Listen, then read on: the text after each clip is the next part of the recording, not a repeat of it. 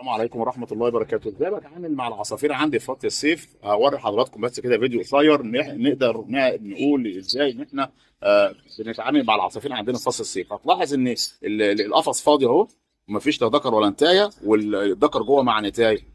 الله، طب الذكر جوه مع النتايه ليه؟ الذكر بيدخل مع النتايه في حاله واحده او في حالتين هقولهم لحضراتكم دلوقتي. لكن اول حاجه اوري لحضراتكم بس القفص عامل ازاي. ادي الاكل اهو قدامهم، تمام. وادي الميه، هتقول المسقه فاضيه، فين الميه دي؟ اقول لك ان الميه انا حاططها بس لغايه الحز ده، تمام، لان فيها فلاجيل. فطبعا ما بحط فلاجيل بقلل الميه. طيب الميه اللي جوه ديت الواحد حاطط يستحموا فيها، تمام. طيب ايه تاني بقى هنا؟ الذكر بيدخل ليه جوه وقاعد جوه ليه مع النتايه؟ الذكر بيدخل مع النتايه في حالتين يا جماعه. لما تيجي النتايه تبيض وهي بيض لسه بتوضع البيضه، بيبقى قاعد معاها زي بالظبط الواحده كده بتيجي تولد تلاقي جوزها قاعد بيبقى معاها، نفس الكلام برضو.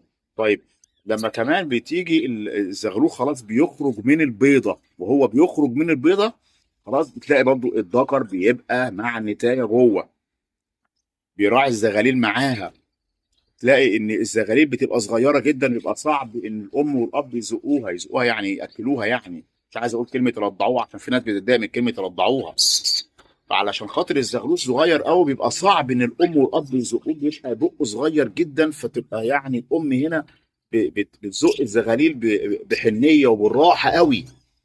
كل ما الزغلول بيكبر ويكبر بيبقى سهل ان هي تاكل الزغاليل. هو بيجري على امه وعلى ابوه ياكل عادي خالص، زي بالظبط برضو البني ادم العيل الصغير لسه اول ما اتولد بتلاقي امه بتراعيه بتاخد بالها منه قوي وهو صغير، لسه عنده يوم يومين اسبوع شهر. كل ما بيكبر بقى خلاص العيل بيبقى عارف مكان صدر امه، وبيبدا ان هو على طول يرضع بسهل. نفس الكلام بالنسبه للعصافير، والله سبحان الله. العصافير وهي صغيره بتبقى عايزه مراعاه جدا من الام والاب.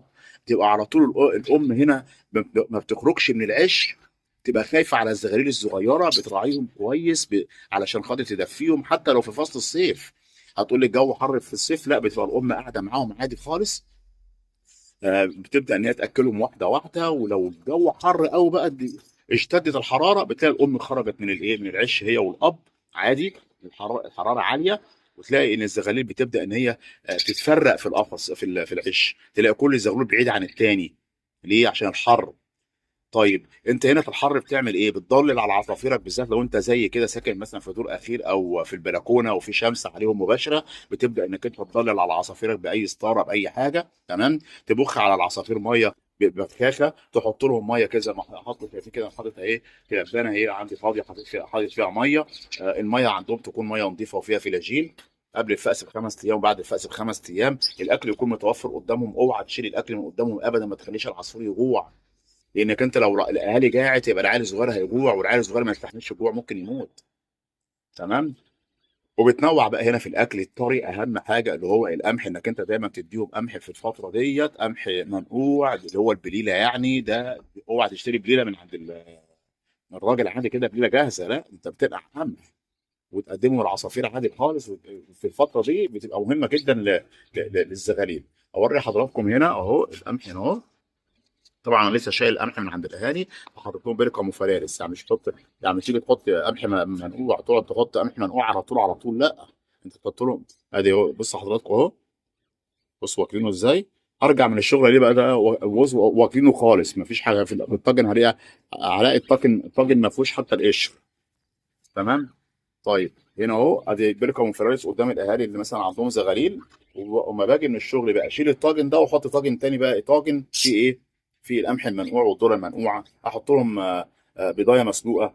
الحاجات دي مهمه جدا اليوم اللي بيكون عندهم زغاليل. اهم حاجه طول ما العصفور عنده زغاليل لازم بقى انت رايح جاي عليهم بالايه؟ بالاكل. وانا جاي بقى كده كمان هجيب لهم فينو ناشف. الفينو الناشف ده بيبقى ممتاز ليهم جدا في فتره لما يكون عندهم زغاليل، برضه يقعدوا بياكلوا منه ويرضعوا الزغاليل. بشكركم جدا، بتمنى يا رب يكون الفيديو عجب حضراتكم. بتمنى من حضراتكم الاشتراك في القناه وتفعيل زر الجرس. والسلام عليكم ورحمه الله تعالى وبركاته.